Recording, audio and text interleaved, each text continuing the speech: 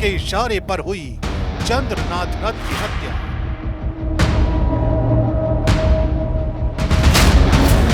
कौन बंगाल को अराजकता की आग में झोंकना चाहता है? क्या है चंद्रकांत रथ हत्याकांड की इनसाइड स्टोरी?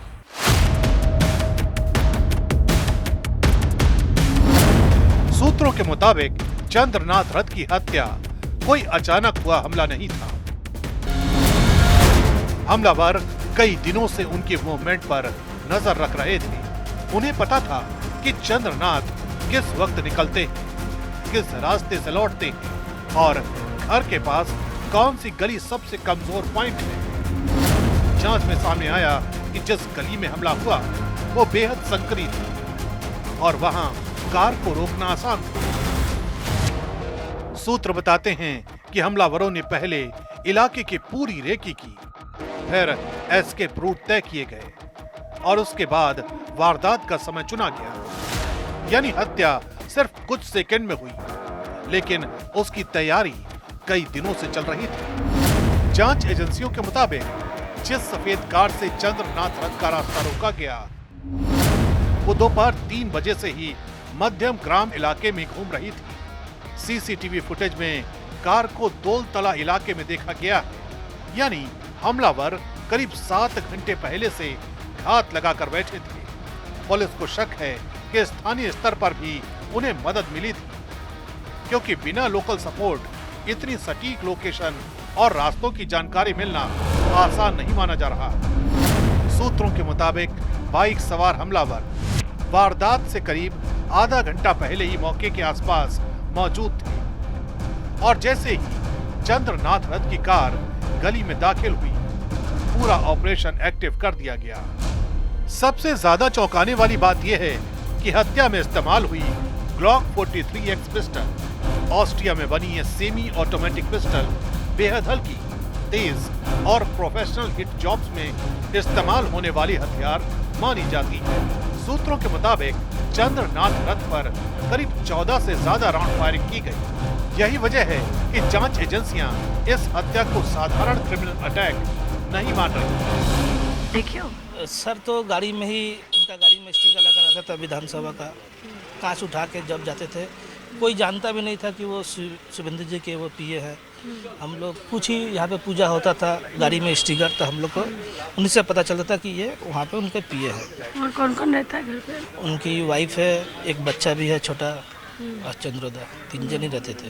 कल को जो आप बता रहे थे कि कोई बता रहा था कि यहाँ पे कोई का पहले से कुछ बाइक था, क्या था? देखिए मैं तो देखा नहीं, मैं भी लोग का मैं सुना जहाँ पे हुआ है घटना उसके ऊपर में सर एक फ्लैट है, वहीं पे एक महिला देखी थी कि वो बाइक वाला वहाँ पे आधा घंटा 40 मिनट से हेलमेट पहन के खड़ा था। इससे पहले पंजाबी सिंगर सिद्धू मूसेवाला की हत्या, प्रयागराज में अतीक अहमद हत्याकांड और मुंबई में बाबा सिद्दीकी मर्डर केस में भी ग्लॉक पिस्टल का इस्तेमाल चर्चा में आया था। और अब एक बार फिर चंद्रनाथ रथ की हत्या में इस पिस्टल का जिक्र किया गया है। हम लोगों ने केस का इन्वेस्टिगेशन स्टार्ट किया हुआ है। जो व्हीकल, जो 4 व्हीलर उस क्राइम में इस्तेमाल हुआ था उसको हम लोगों ने सीज किया हुआ है, लेकिन जो पता चल रहा है इन्वेस्टिगेशन में गाड़ी का नंबर टेम्पर्ड किया हुआ है और हम लोगों ने वहाँ पर फायर्ड कार्ट्रिजेज और लाइव राउंड जो इस्तेमाल करे गए थे उनको वहाँ से सीज किया है। बाकी हम लोग कौन लोग थे, कैसे लोग थे, बहुत सारे सीसीटीवी फुटेजेस लोकल इंक्वायरी करके, लोकल विटनेसेस को देख करके हम लोग इन्वेस्टिगेशन को आगे बढ़ा रहे हैं। रात 10:15 चंद्रनाथ रथ की कार जैसे ही घर से करीब 200 मीटर पहले गली में पहुंची, सामने से एक सफेद कार आई और रास्ता रोक दिया। उसी पल कई लोग कार से उतरे और पास में खड़ी मोटरसाइकिलों पर सवार होकर ताबड़तोड़ फायरिंग शुरू कर दी। हमला इतना तेज था कि ड्राइवर बौद्ध देव बेरा को कार मोड़ने तक का मौका नहीं मिला। गोलियां सीधे चंद्रनाथ के सीने में उतारी गईं। वारदात के बाद हमलावर अपनी कार वहीं छोड़कर संकरी गलियों से फरार हो गए। पुलिस का मानना है कि एस्केप प्लान पहले से तैयार था और हर हमलावर को अपना रास्ता पता था।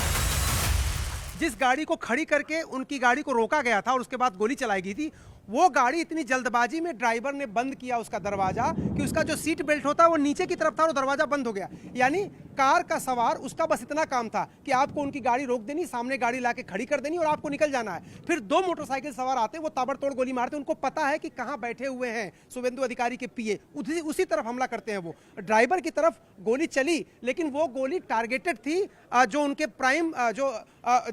प्राइम यूं कहें कि निशाना जिनके ऊपर लगाना था, उनके ऊपर, जो पहले नंबर पे जिनके ऊपर निशाना लगाना था। उसके बाद क्या होता है कि यहां से वो मोटरसाइकिल सवार निकल जाते हैं। अब जांच का सबसे बड़ा सवाल यही है कि या यह सिर्फ राजनीतिक दुश्मनी थी या फिर इसके पीछे कोई बड़ा नेटवर्क काम कर रहा था। पुलिस को घटना स्थल से मिली कार पर लगी नंबर प्लेट फर्जी निकली। नंबर सिलीगुड़ी के विलियम जोसेफ नाम के व्यक्ति के नाम पर रजिस्टर्ड था, लेकिन असली कार उसके पास सुरक्षित मिली। यानी हमलावरों ने अपनी पहचान छिपाने के लिए हर स्तर पर तैयारी की थी। सीआईडी अब इस एंगल पर भी जांच कर रही है कि क्या हत्या के लिए बाहर से शूटर बुलाए गए थे। बंगाल की सत्ता बदलने से ठीक पहले हुई इस हत्या ने राज्य की राजनीति में डर, साजिश और खूनी संदेश की नई बहस छेड़ दी है।